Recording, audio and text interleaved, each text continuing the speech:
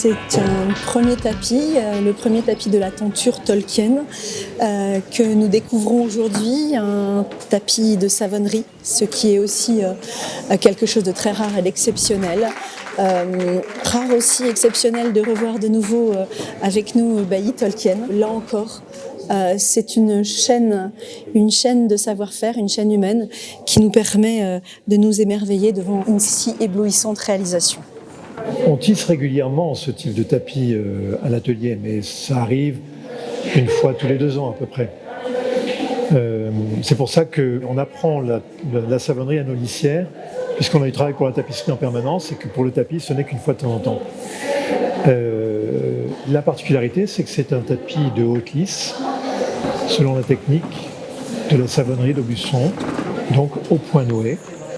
Alors ce projet, pour ce qui est du nouage lui-même, c'est 1600 heures, donc ça représente à peu près 4 mois de travail pour 3 velouteuses. On avait 3 velouteuses sur le tapis. On aurait pu en mettre plus, mais on n'avait pas besoin d'aller plus vite, puisque le délai finalement qui nous était donné était relativement long. Et donc c'est 1600 heures. Et c'est 40 000 nœuds par mètre carré, donc en tout 607 000 nœuds.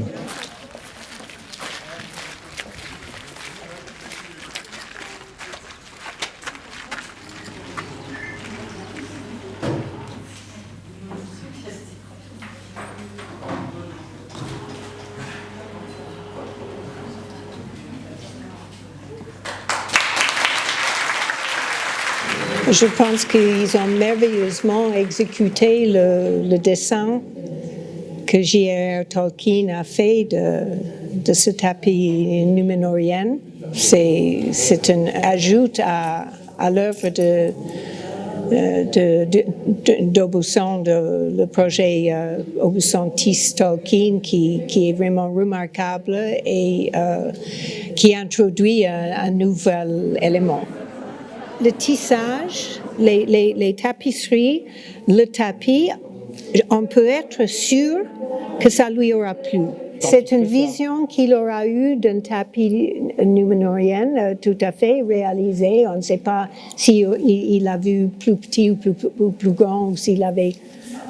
Mais c'est sûr que c'était destiné d'être un tapis, et voilà, c'est un tapis. On est censé ne pas le toucher. J'ai très envie de le toucher. Oui, ça doit...